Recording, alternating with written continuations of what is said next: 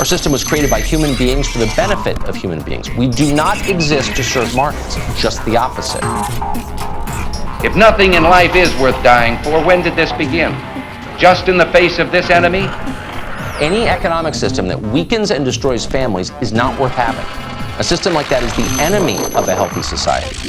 Internalizing all this will not be easy for Republican leaders. They'll have to unlearn decades of bumper sticker talking points and corporate propaganda. You and I have a rendezvous with destiny. We'll preserve for our children this, the last best hope of man on earth, or we'll sentence them to take the last step into 1,000 years of darkness. There's no argument over the choice between peace and war. But there's only one guaranteed way you can have peace, and you can have it in the next second. Surrender. Admittedly, there's a risk in any course we follow other than this, but every lesson of history tells us that the greater risk lies in appeasement.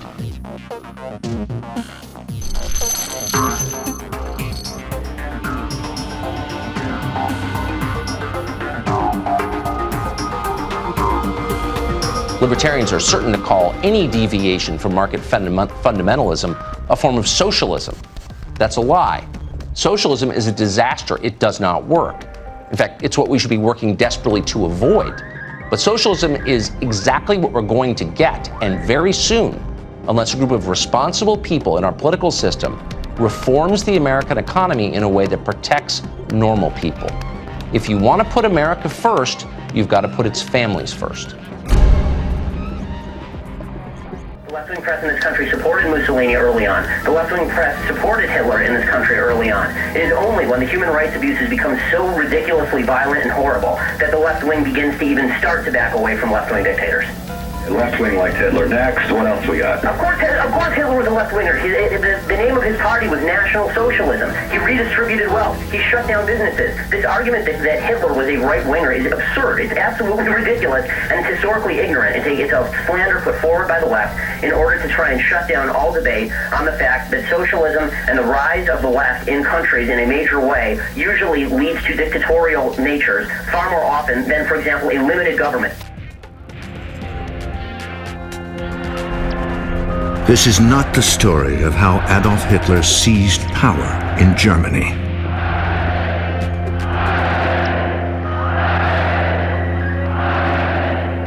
This is the story of how and why the German people gave it to him. Some of what you will see has never been shown on American television before. And some of it cannot be shown in Germany, even today. These are their words, their films.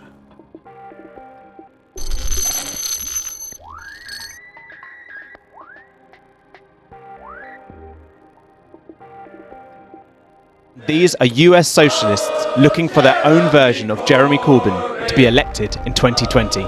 There had to be a strong left-wing alternative, and I wasn't seeing that from political parties that existed. So eventually I kind of got fed up and I joined the DSA. The DSA is the Democratic Socialists of America. It's an organization that wants to completely restructure American society. They gained momentum following Bernie Sanders' presidential campaign in 2016, when he ran on a platform that focused on wealth inequality. But while Bernie's brand inspires young voters, it scares those with longer memories. Abolition of private land ownership. In America, socialism has long been a synonym for communism. Communist leaders frequently call themselves socialist as well as communist. Americans during the Cold War were brought up to fear socialists, with warnings about Reds under the bed. The enemy is not only to be found at the battlefront, he's just outside the front door too. For most Americans, socialism has always been a bit of a taboo. But Bernie Sanders' primary campaign and Donald Trump's election have shaken American politics. And some now believe that the best way to beat President Trump in 2020 is by moving further to the left. We will not rest until every person in this country is paid a living wage to lead a dignified life. Economic authoritarianism is still authoritarianism. I wrote about this, that Hitler, what do we hear about Hitler? He was super right-wing. Right-wing. Nazi stands for National Socialist German Workers' Party. Okay? So put that in your back pocket. Now, let me get to something people will say. I know what you're going to say. National socialism, not democratic socialism like Bernie Sanders. There's a huge, one is fascism, right wing, one is not. They're both socialism. Democratic socialism always becomes nationalistic socialism. By definition, it has to. Why? Okay. The United States is not a democracy. You throw around the term democratic as though it's noble. No.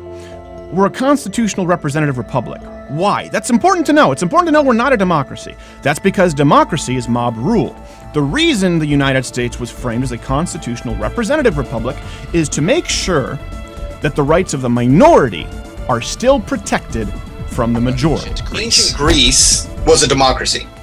The people had the ultimate say. So, for instance, in the case of the healthcare law, instead of having lawmakers who would draft a bill and vote on a bill and then let the people know what the decision was, they would write a bill, a healthcare bill, and then all the people would go to the polls and the people would vote. And if the majority of the people said we like the healthcare law, it would become law. And if the majority of people said we don't like it, then it wouldn't become law. Everything would be based upon majority rules. But when the founders created our Constitution and our Bill of Rights, they established a form of government. And they actually determined that a democracy was the worst form of government. The worst form of government? Many of the founders said that democracy was nothing more than mob rule. And so they were against democracy and instead felt the correct form of government for this free nation was a republic. Ah, yes, a republic. Yeah, to the republic for which it stands. And stuff like that. So, what's a republic? Well, a republic is a form of government. Let me start that again. A republic is a form of government where the people will go to the polls to elect men and women who represent them. And then those elected leaders create and vote on laws. The people don't vote directly on laws that affect their life. Rather, it's lawmakers who are chosen among the people. And these are supposed to be the best, the smartest, the most ethical, the most moral, the most upright men and women in a society who represent the majority of society. And that's the form of government we have in the United States. The other thing that's important to understand is the distinction between democracy and a republic is that a democracy is the rule of man ruling over each other, which our founders believe turns into mob rule. A republic is the rule of law. Laws are formed and created as a Bill of Rights or a Constitution, and then those laws are never superseded by mob rule or superseded by elected officials. They are all under law. So republic is actually the rule of law. You heard it here. We are ruled by law in a republic. Otherwise, the majority can just vote and screw the minority. You're more liberal. You should be on board with that.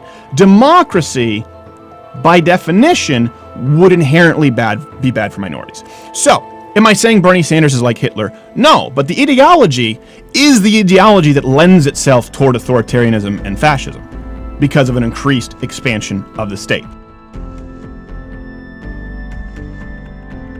Rule 1.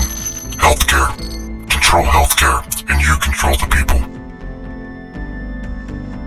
This is a very difficult time for America, and we don't want to see this governmental structure that we hold so dear and the freedoms we hold so dear go right out the window.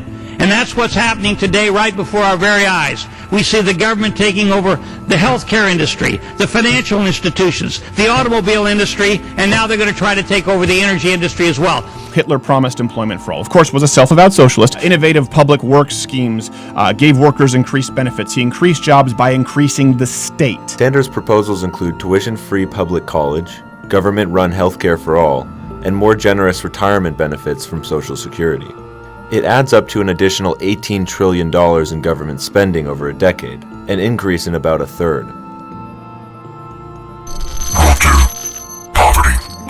Increase the poverty level as high as possible. Poor people are easier to control and will not fight back if you're providing everything for them to live. Not allowing wages to rise with prices because he wanted people working for the government. He ensured everyone had a job. The vast majority of economists agree that the problem when it comes to deficits is not discretionary spending. It's not that we're spending too much money on education. It's not that we're spending too much money on job training. or that we're spending too much money rebuilding our roads and our bridges. We're not. Rule 3. Debt. Increase the debt to an unsustainable level. That way you are able to increase taxes, and this will produce more poverty. As we draw to a close of the Obama administration, it's important to see where the national debt began when he first took office. Let's take a look at this debt chart here. Take a look at the U.S. debt chart starting with September 2007, running on a fiscal year, of course. Obama took office with a $9 trillion debt approximately. In the last 8 years, the past administration has put on more new debt than nearly all of the other presidents combined. Today, we're looking at more than double that, hovering at over $19 trillion. Rule 4. Gun control. Remove the ability to defend themselves from the government. That way you are able to create a police state. Gun control, of course, implemented gun control. The goal? Gun seizures, ammunition regulation, the disarmament of the American population. I want gun control, and I hope to God nobody else sends me any more prayers. He says, quote, we should ban possession of military-style semi-automatic assault weapons. We should buy back such weapons from all those who choose to abide by the law, and we should criminally prosecute any who choose to defy it by keeping their weapons. The bump stock thing might have affected this. A background check might solve it for another particular either mass shooting or regular shooting. No, but I'm saying, that's what I'm saying. One law is not going to fix the whole problem. Gun-free zones prevent mass shootings. No. This one is really simple. We don't need to spend a lot of time on it. 92% of mass shootings since 2009 occurred in gun-free zones. Listen, it doesn't take an incredible logical leap to understand this. If you're a shooter, you're going to find the easiest target. The easiest target is an area where you're guaranteed there are no firearms. A real gun debate has to look at that fact. The 300 million guns, and we need to, look at what was done in a place like Australia, where they had a gun buyback. Gun buyback that forced law-abiding citizens to surrender their firearms in a nationwide roundup and meltdown of all semi-automatic firearms and pump-action rifles and shotguns. 640,000 ordinary conventional firearms confiscated and destroyed. It was an absolute joke and a tragedy. I actually turned in 3 firearms, and it broke my heart. I mean, it was 40 years of collecting, and I can't say it any other way than that. I felt sick. I had to hand them in, because if I didn't, I was going to jail. There's no ifs or buts about that. By taking that gun away from me, they've stolen something from me. A right stolen by their government, promising safety in return for its gun bans. But now citizens know the frightening truth. The cost of lost liberty can be measured in the loss of life. It's become very, very obvious, even to blind Freddie, that the expenditure of $500 million has done absolutely nothing to reduce crime. It certainly didn't do what the government touted it would do, which was to reduce crime. It hasn't done that at all. In fact, there's been more. This has been a lot of bull and hasn't really done much to help society and with its problems. Cold, hard facts the anti-gun forces can no longer escape. Armed robberies have skyrocketed, up 69%. Assaults involving guns rose 28%. Gun murders increased 19%. And a new phenomenon, home invasions jumped 21%. An increase politicians insist they can't explain because they're still trying to legally define what a home invasion is and what the penalty should be. Scars that never heal. Citizens left powerless. But it's criminals who have been empowered and emboldened by the new gun laws because the innocent can't fight back. What's happening today is that the offender, the bad guys, are happy to break into somebody's house. They're not frightened to break into somebody's house while they're at home. The people pushing the removal of guns from the Australian society are already saying that's only the first step. Publicly, that's only the first step. Now we want the handguns, we want every other firearm. They're warning to Americans, don't think it can't happen to you. It can, and it already is. Unless you, as a firearms owner, get off your butt now and start to oppose those that want to take them off of you right here and now, I would say that within 5 to 10 years, the restrictions on gun owners in America will be similar to what happens in Australia. Don't trust your politicians. Get in there, keep on their backs. Be a member of the NRA, be a member of your local gun club.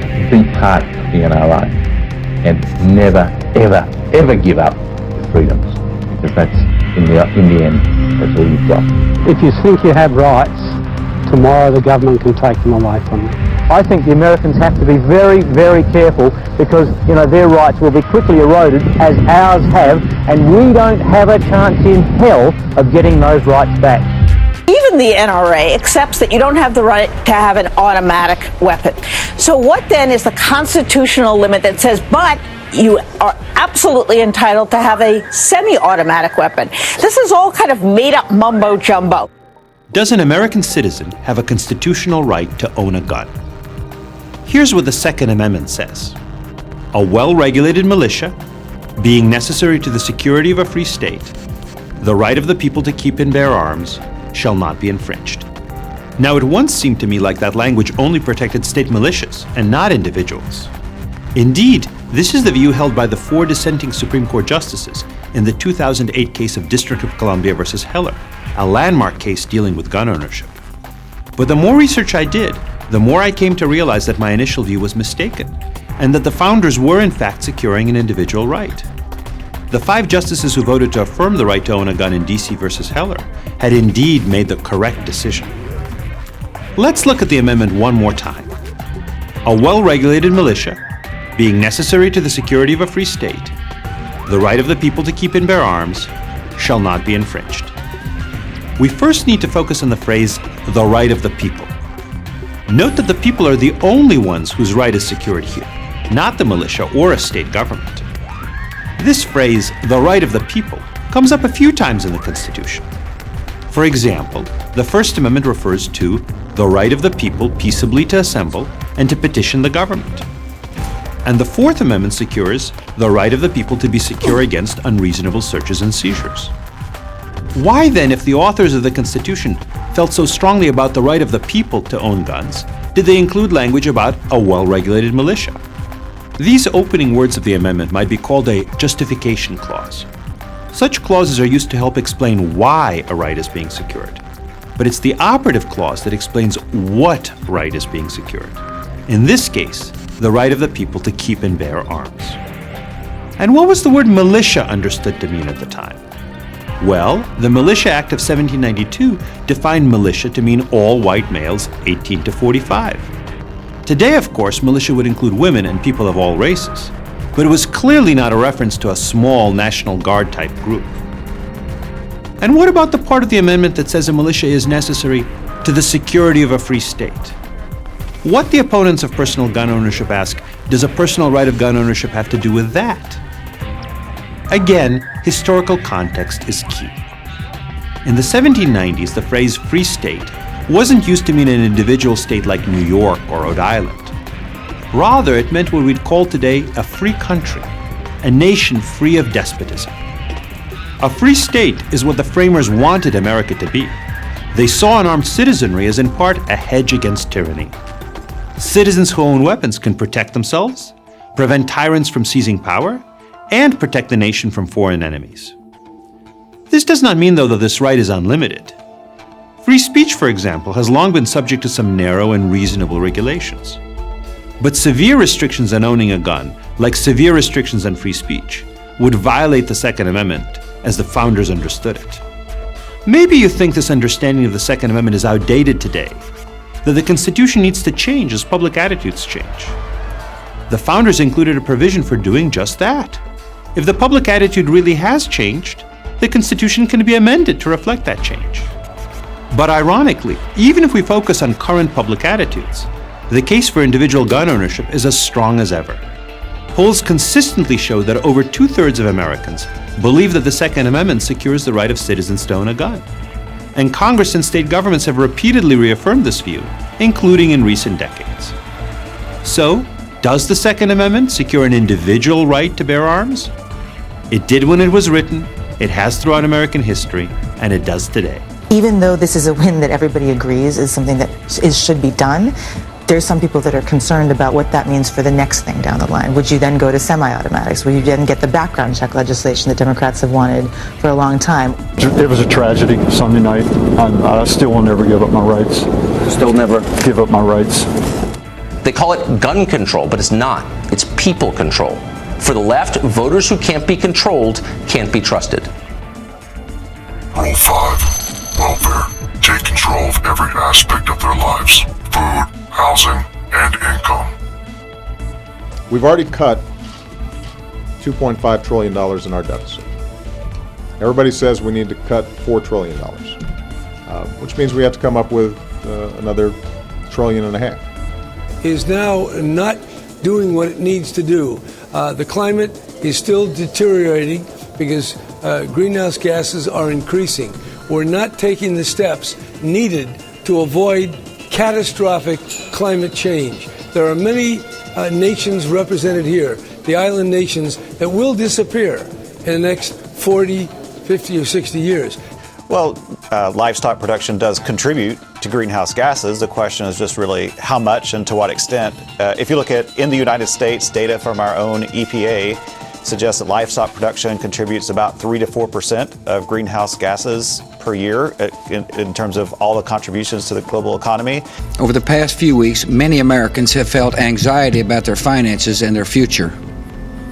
Financial assets related to home mortgages have lost value during the housing decline, and the banks holding these assets have restricted credit. As a result, our entire economy is in danger. Across America, scolds are stamping out plastic straws, already banned here in Washington, but it won't stop with straws. Think it will? Some groups are promoting taxes on meat. They're doing this in the name of promoting health and fighting climate change. Of course, these taxes would have the added benefit of punishing you. We should explore ideas like universal basic income to make sure that everyone has a cushion to try new ideas. Major financial institutions have teetered on the edge of collapse, and some have failed.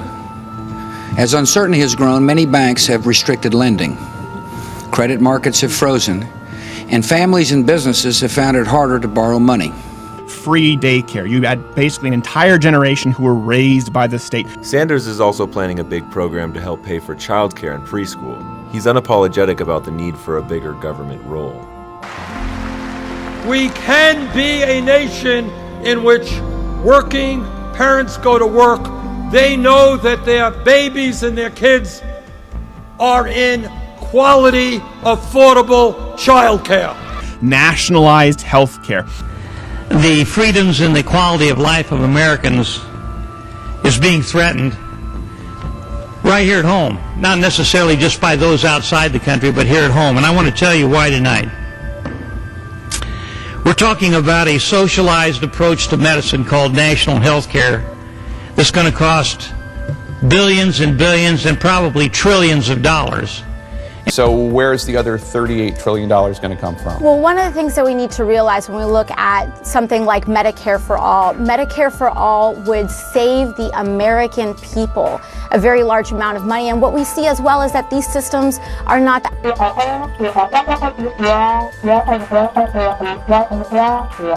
Right, now I get that, but the price tag for everything that you've laid out in your campaign is $40 trillion over the next 10 years. I understand that Medicare for All would cost more to some wealthier people and to the government and to taxpayers while also reducing individual healthcare expenditures. But I'm talking about the overall package. You say it's not pie in the sky, but $40 trillion is quite a bit of money. And the taxes that you talked about raising to pay for this, to pay for your agenda, only count for 2. And we're going by left-leaning analysts. Right. Well, when you look again at how our healthcare works, currently we pay much of these costs go into the private sector. So what we see is, for example, a year ago I was working downtown in a restaurant.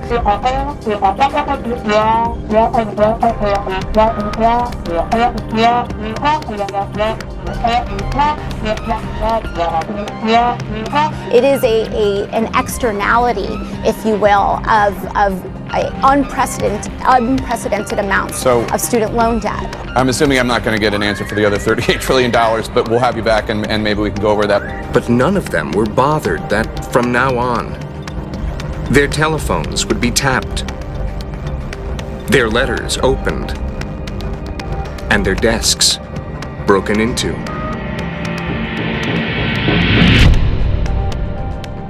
In another major story tonight, the chair of the Senate Intelligence Committee has accused the CIA of spying on Congress. Now we have new evidence the company may be spying on users at work and in their homes in ways they never imagined. The director of the CIA, John Brennan, denied that the agency did anything wrong. As far as the allegations of CIA hacking into Senate computers, nothing could be further from the truth. I mean, we wouldn't do that. That phone in your pocket right now might be a government spying device, according to a stunning article from the Guardian newspaper in the UK. The story says a top secret court order is forcing Verizon to turn over all phone records for calls made in the US to the National Security Agency, and not just calls made to overseas numbers.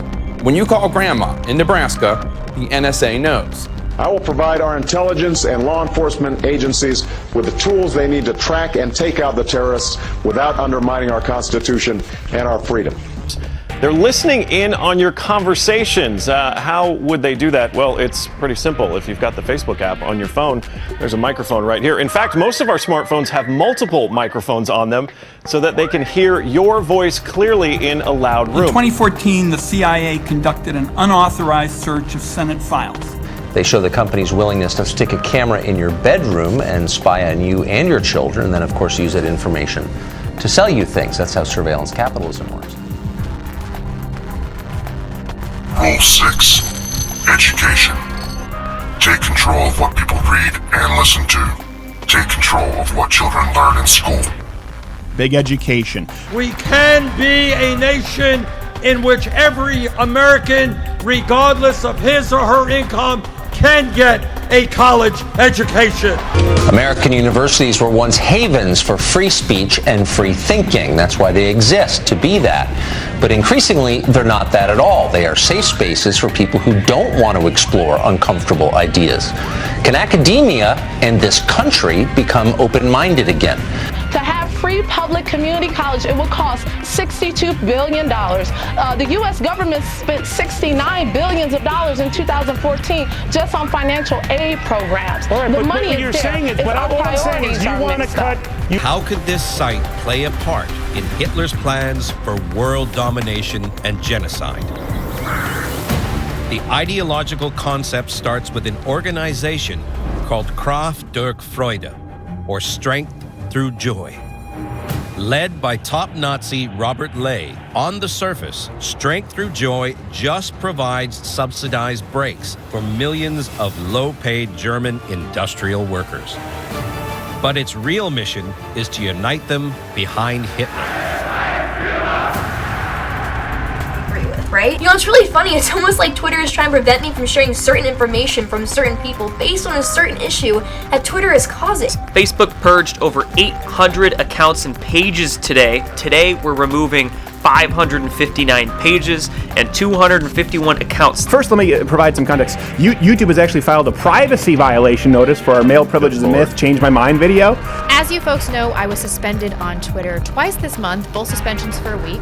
Last Friday, I made a Facebook post about a friend who got banned from Facebook for making a pro-Donald Trump post. Shortly thereafter, I was banned for 30 days. But of course, 8 hours later, they took it down again.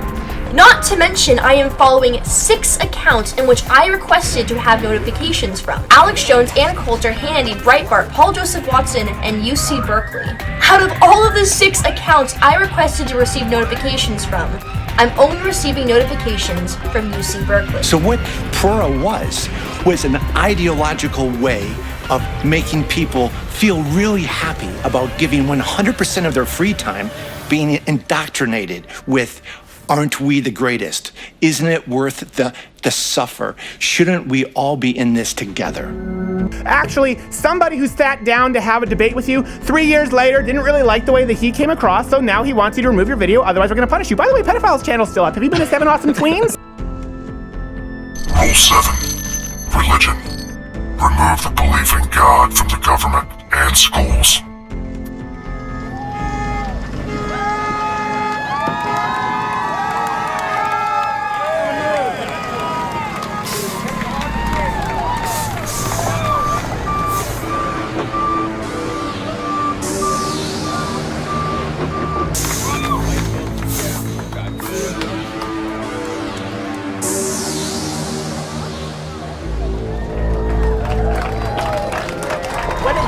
Say in the last days there would be a war on the saints. Here's a clear example of the war on the saints. Whatever we once were, we are no longer a Christian nation. I am here to attest and affirm that our faith and belief in God is central to the American story and informs the values we've expressed in our party's platform.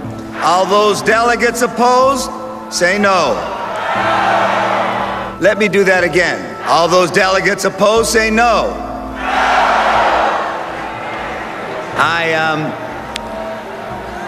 I guess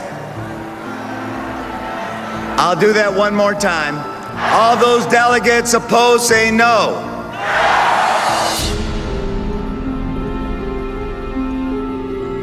Delegates were wagging their fingers saying, we don't want to include God. It's embarrassing, it's stupid. On God, do I hear any no's? The no's. Our very next speaker I know is long awaited by many of you, myself included, so I won't make you wait any longer. It is my pleasure to introduce Lucian Greaves.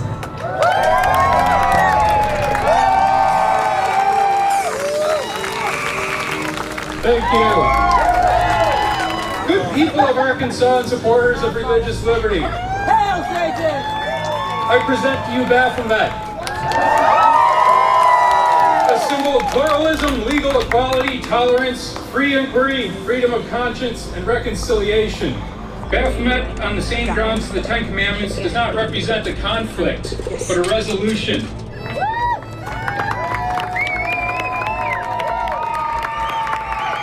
What would you say to some of the people here today who are terrified of you guys because they think the gates of hell are going to open and infect all their children with the devil? Dive in and give it a try. It's not that bad. It's not surprising then that they get bitter and they cling to guns or religion or antipathy towards people who aren't like them. Right? When you offer thoughts and prayers, you mock those who lost loved ones, because if you gave it any thought at all, you would never walk away from any of these without figuring out a better way to deal with them. And prayer?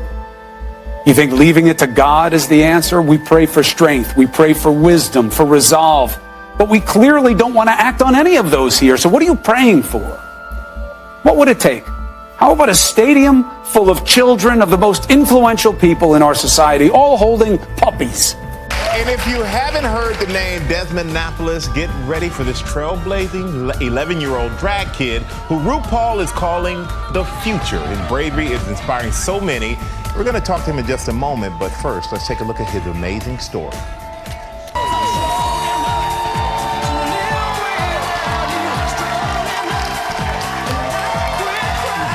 Which led to the removal of a Ten Commandments monument from the grounds of the Oklahoma state capitol.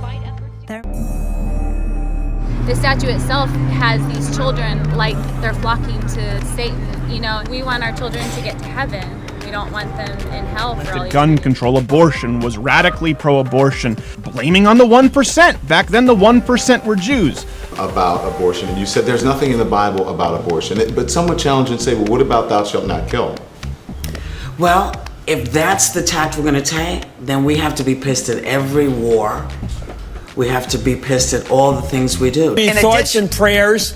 Yes, I'm thoughts sorry, and prayers. that should be outlawed. I know it's well intended in some cases, but no, usually it's a throwaway line by a staffer who knocks off some script, some product, some wordage for somebody political to make it sound like they give a damn. Which passages of Scripture should guide our public policy? Should we go with Leviticus, which suggests slavery is okay, and that eating shellfish is an abomination? Or we could go with Deuteronomy, which suggests stoning your child if he strays from the faith? Or should we just stick to the Sermon on the Mount, a passage that is so radical that it's doubtful that our own Defense Department would survive its application? I think I can see your beard. I see. You can see my beard? Oh no! I was very proud to get the endorsement of the Planned Parenthood Action Fund because I've been a leader on these issues. Kristen, during the Year of Mercy, Pope Francis gave priests this ability to forgive the sin of abortion. In the early 1990s, fewer than 1 in 10 Americans said that they were religiously unaffiliated. That number today is nearly a quarter. It's 23%. About 2/3 of seniors identify as white and Christian. But if we go down to the youngest Americans, those under the age of 30, only 29% of that group identifies as white and Christian. Today we have 0 Protestants on the U.S. Supreme Court, and if Merrick Garland is confirmed, we will have 5 Catholics and 4 Jews. My body, my choice! My life, my voice! Give me your straightforward position on the issue of abortion.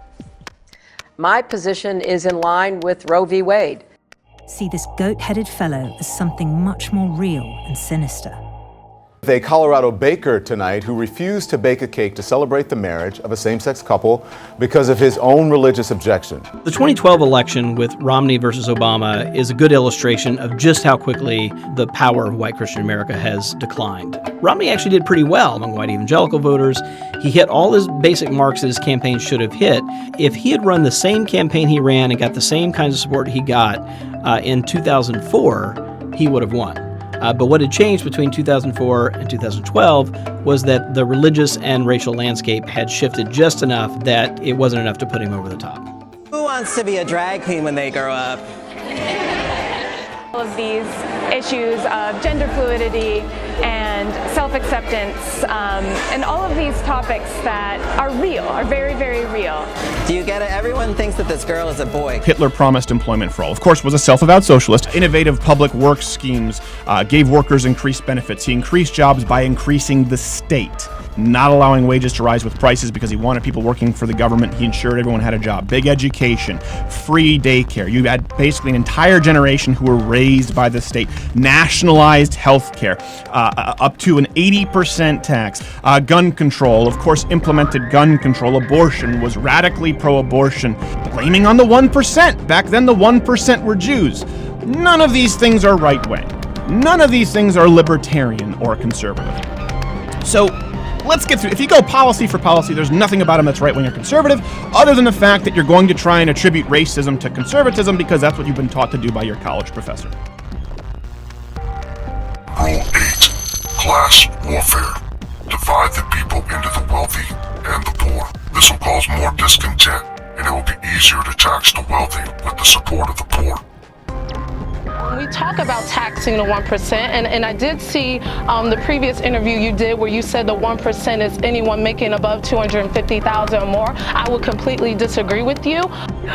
Manhattan, we need to rename the city then. The Big Apple. The Big Apple would be less offensive. So I feel that I'm sitting in the Big Apple, not Manhattan.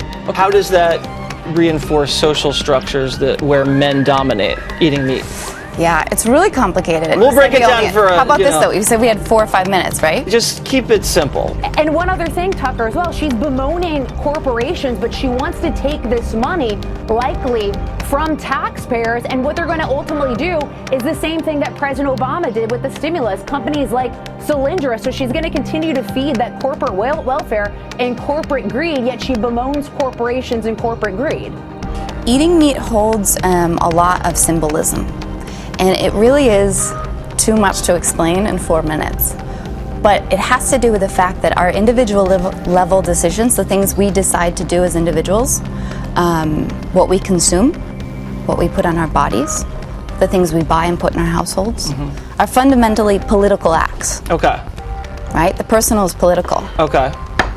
So I'm having a steak right now because I'm starving. and what you think the 1% is, but when we say the 1%, we're talking about those that are making billions of dollars, particularly off of industries like private prisons. When we talk about the 1%, we're talking about Wall Street bankers. You want to go after the millionaires and billionaires. Let's go 0.01%. We're talking billionaires, not millionaires. Billionaires. We don't want to be offensive in our language.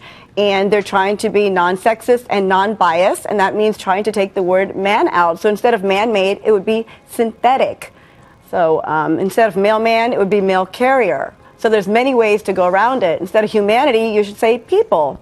But so, mail carrier still has mail in it. So you M-A-I-L. haven't, it's kind of a fake, oh, but that's a Dodge. So package carrier. Well, we can come up with so many other terms that are less offensive. Yeah. You might still offend dyslexics.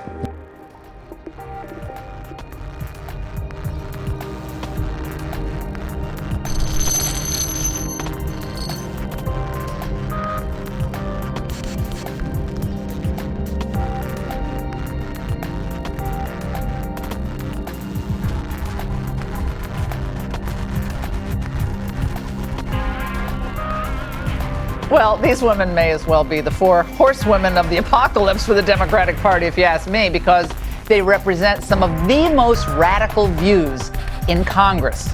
Free college for all, free health care for all, the abolishment of ICE, a Green New Deal. Big education, free daycare. You had basically an entire generation who were raised by the state. Nationalized health care, up to an 80% tax. And on the foreign policy front, they're even wackier. The anti-Israeli bias of some of these junior congresswomen-elect is downright disturbing. Ocasio-Cortez in July called Israel an occupier of Palestine. I guess you found that on Wikipedia. The two new Muslim members of Congress go even further than this. Tlaib endorses a one-state solution where Jews have no right to their sovereign state. Blaming on the 1%. Back then, the 1% were Jews. She said in an interview citing her Palestinian heritage, quote, separate but equal does not work. Because we're going to go in there, we're going to impeach the mother. And in 2014, Omar tweeted, Israel has hypnotized the world. May Allah awaken the people and help them see the evil doings of Israel. Blaming on the 1%. Back then, the 1% were Jews. Nice. She recently called Israel, one of our closest allies, an apartheid regime. Now, one doubts that this is what women had in mind when they voted for these female candidates, but you never know. Well, then there's Massachusetts' Ayanna Pressley. I think she's my favorite of all of them. She's a leftist on the warpath against white men. Not only money, but all standards have lost their value. Saviors have appeared everywhere, declaring that they've been sent by God to save the world. Louis Farrakhan, known for hateful, disgusting, racist remarks like this. Your country has been taken from you by the synagogue of Satan, the satanic Jews. White folks are going down. They say he puts up signs at his meetings saying, no entry for Jews. But he has the most persuasive line about German honor and rights for the workers and a new society. I will not compromise on a vision, and I will not compromise on the goal, and I will not compromise on the future that I think is best for this country. And whether you like him or not, he certainly knows what he wants. Overnight, Hitler became a national figure. To some magnetic, to others absurd. The Munich Savior filled the headlines. On film, Walter Langer documented Hitler's first and only bid for elected office, the German presidency.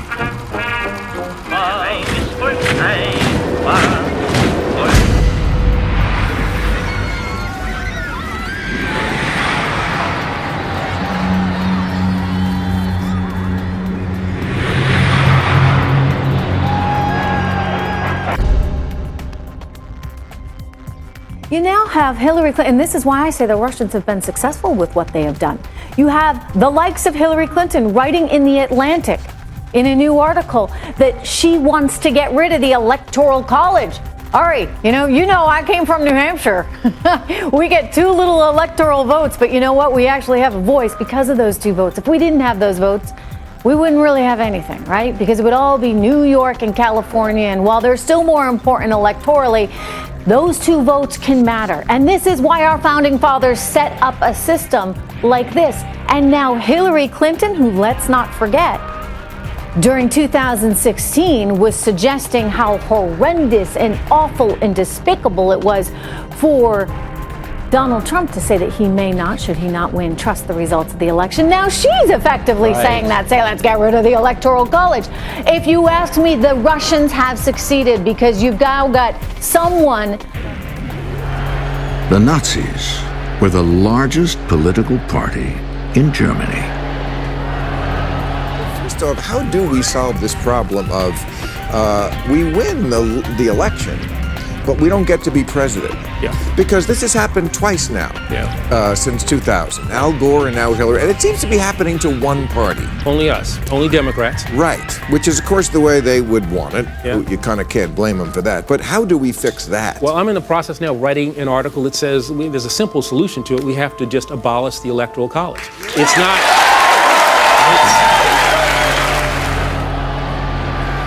And so, German leaders installed Hitler as chancellor.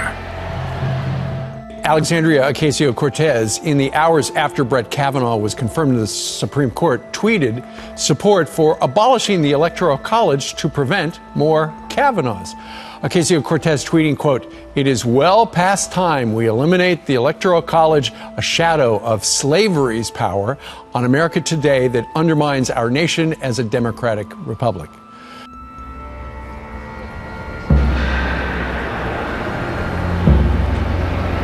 During the night, someone had set fire to Germany's parliament.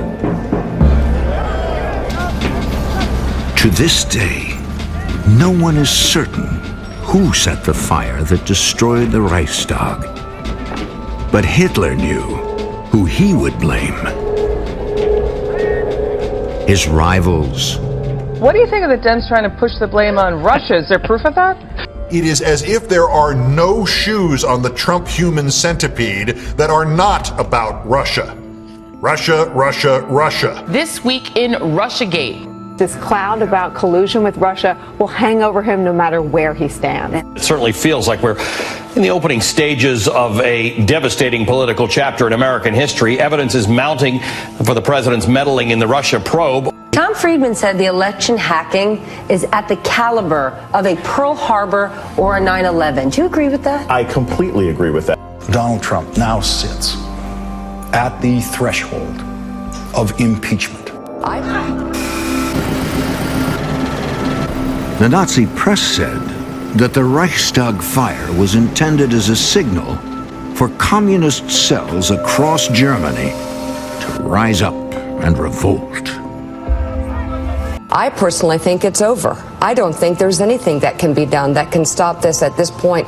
Cacophony, this gushing of lies, problems, questions, chaos that will stop this presidency in its tracks. You told the Washington Post last week that, quote, there's a smell of treason in the air when it comes to this investigation. A lot of people are afraid to use the T word, treason, but in the end, that's what people are investigating. It does look like collusion. It does look like he's listening to Putin more than he is American intelligence.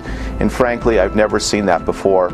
You stood next to that man and you said it and gave the middle finger to America. That's right. We now have to figure out how to deal with a president of the United States who wittingly or unwittingly has been compromised. What we saw yesterday was collusion, witting or unwitting, in the president's words and attitudes toward Putin. The president looked like a weak, dumpy stooge to a KGB spy.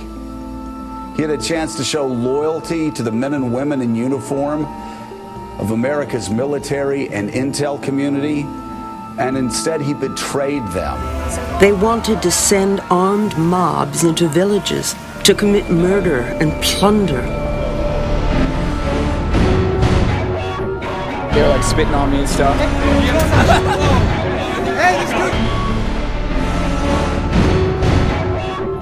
A woman wearing a Trump jersey, cornered and then egged in the face.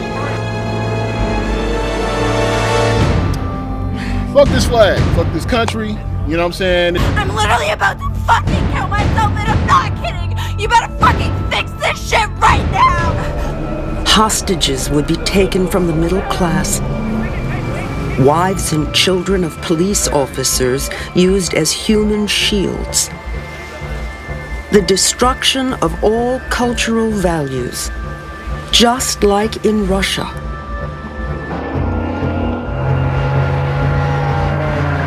Hitler had invented a communist threat. Now he would use it to crush his opposition. Given the events of today, the likelihood of impeachment, I'm not saying it's high necessarily, but it certainly went up. Impeachment. Impeach. Impeachment. Impeachment. Impeachment. Impeachment. Impeachment. Impeachment. The president is clearly guilty of high crimes and misdemeanors. He should resign his office or be impeached. Today, the Trump presidency took a giant step toward impeachment. Impeachment. Impeachment. Impeachment. Impeachment. Impeachment. Impeachment. Impeachment. Impeachment. Impeachment. Impeachment implications are now in the air. Impeachment. Impeachment. Impeachment. Impeachment. If it is a crime, it certainly is an impeachable offense. Impeach Trump. Impeachment. Impeachment. Impeachment. Slander, smear, and ridicule your adversary by any means necessary. Then go after everyone who supports or speaks up for them. Take everything. Leave nothing. Unless you openly opposed the Nazis, your life went on as before. But for some, that was about to change. And the party of tolerance and acceptance is only accepting if you agree with them. Of course, if you're part of the groupthink, it's absolutely right. There's this new wave. The pendulum is swinging the other way, and I'm proud to be a part of it. Google fired the engineer who wrote about Google's diversity policy and the company's liberal politics. An announcement coming just 24 hours before President Trump will rally his supporters at the Phoenix Convention Center. We are expecting to see thousands downtown tomorrow night, including protesters. But no matter what side you're on, there could be some serious consequences. Yeah, you could be fired. They picked on the wrong innocent person. I have the resources and the will. I'm 76 years old. I'm retired. I will drain my bank account.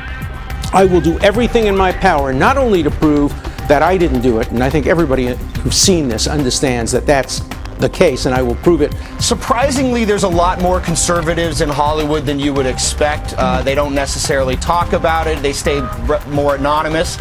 What rights do people have to express their opinions publicly? Well, to be frank, there really is none. If you come down here to have any kind of political affiliation to the Phoenix Convention Center tomorrow, you're putting yourself at risk. Now, we hear it all the time. It's a pretty confusing notion. You know, the land of the free, everyone can express their opinion freely with the First Amendment. Well, you can if you want to risk your job. But that they willfully and deliberately made this up in order to gain a litigation advantage, line their pockets with money, and they have to pay a heavy consequence for this, and they will. There are lawmakers that are throwing law out the window and claiming his guilt by accusation. This should not happen in this country. Take a look. The Senate shouldn't simply rely on hearing two conflicting accounts and decide, well, we're okay with not knowing, we're okay with the fact that we might be putting someone who committed attempted rape on the Supreme Court of the United States. I believe her. Listen, first of all, anybody who comes forward at this point to be prepared to testify in the United States Senate against someone who's being nominated to one of the most powerful positions in the United States government, that takes an extraordinary amount of courage. Not only do women like Dr. Ford, who bravely comes forward, need to be heard, but they need to be believed. They need to be believed. I just want to say to the men of this country, just shut up and step up. Do the right thing. Let me just say right at the outset, I believe Dr. Ford, I believe the survivor here. There's every reason to believe her. She has come forward courageously and bravely. I believe her. I stand with her. And do you hope she shows up on Monday? Do you hope that she testifies? I don't think she should be bullied into this scenario where it's a he said, she said. It's a sham hearing. And I don't think she should participate in it.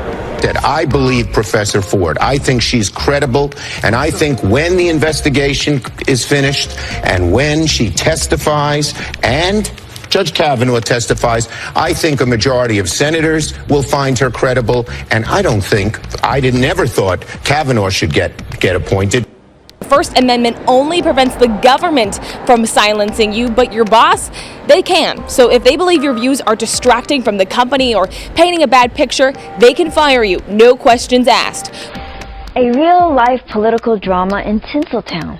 Oh, imagine. According to a new report, many Hollywood conservatives, me being one, are not shelling out for Donald Trump, fearing backlash over being outed as Trump supporters. The head of a Hollywood public relations firm telling The Wrap, quote, "If you're climbing that studio ladder or haven't become a big star yet, you're probably not going to be very hesitant to support Trump. These people are afraid because their bosses are very likely Hillary Clinton supporters." I say, so what? Get a backbone, stand up for yourself. If you're a conservative, stand up. I've had enough.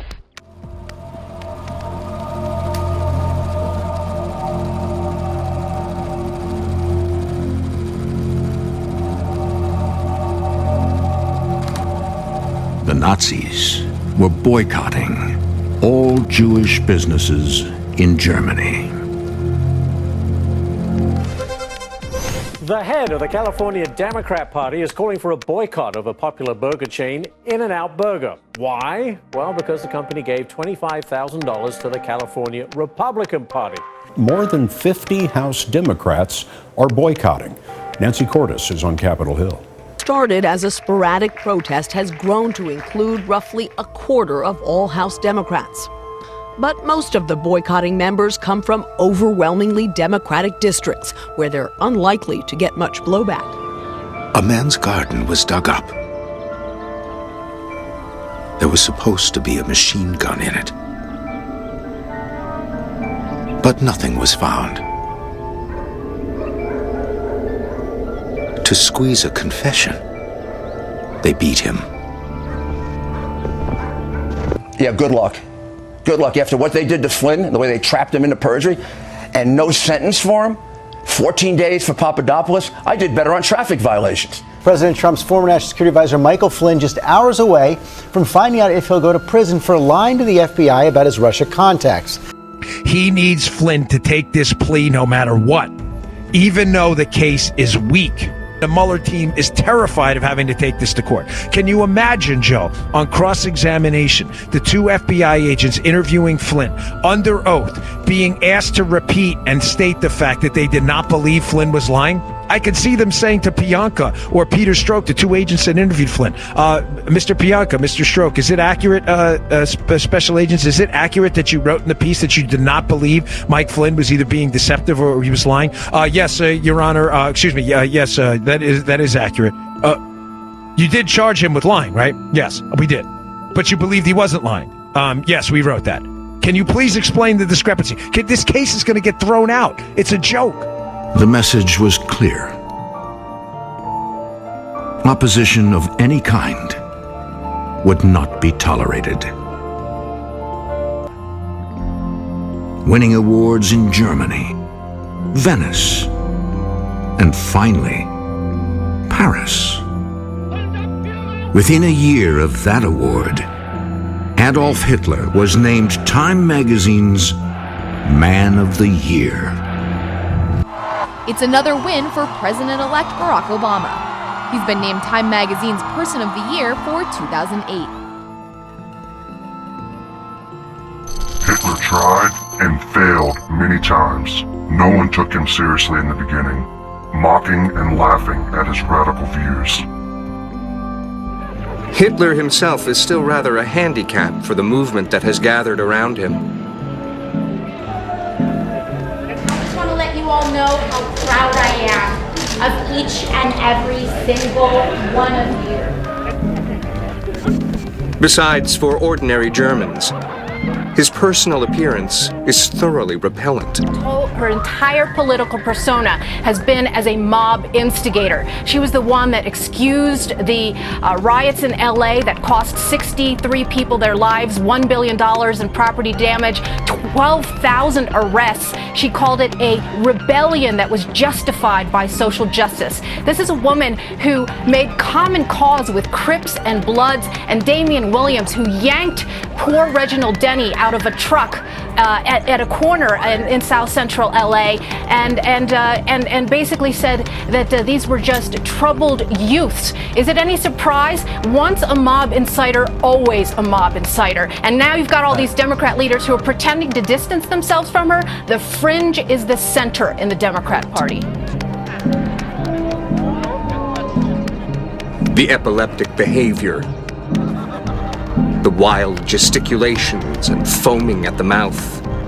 ICE was just established in 2003 in the same suite of legislation as the Patriot Act and the Iraq War. In order for us to feel safer in our streets, our churches, our schools, and our homes, we must abolish ICE. If people pay their fair share, if corporations and the ultra wealthy, for example, as Warren Buffett likes to say, if he paid as much as his secretary paid, if we reversed the tax bill but raised our corporate tax rate to 28%, which is not even as high as it was before. Right.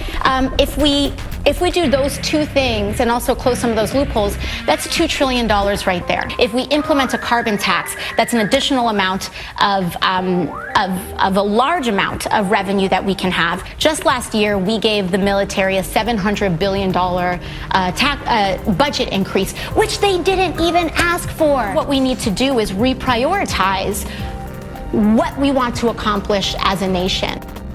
I heard today that she actually has an economics degree. And that's just astounding because it didn't look like someone who was versed in economics talking about that. She was looking at her notes the whole time. I think what she's saying is, we can pay for free health care if we do this and they do this and we do this. And if we do this, it's going to raise $2 trillion. Well, guess what? It's going to cost $30 trillion for free health care. So she's not even close to paying for it. I mean, I do think she's a nice person and she means well, but I don't think she knows anything about economics. And, I'm impressed that she's asked about it. And the danger I see is that it's become a mainstream view. Ocasio-Cortez is a member of the Democrat Socialists of America. This is the same group that organized the protest against our Homeland Security Secretary at the restaurant. These are shrieking radicals who oppose any immigration enforcement. It's not just that they want to reduce the 20,000 workforce of ICE or reform it somehow. They want to abolish it. That is clear. The alternately shifty and staring eyes. Most Germans still thought of Hitler as too radical, if they thought of him at all. It is critical to our nation's history that we introduce over 65 million people to the ideas of National Socialism. 65 million National Socialists. Wonderful. Fantastic, this goal.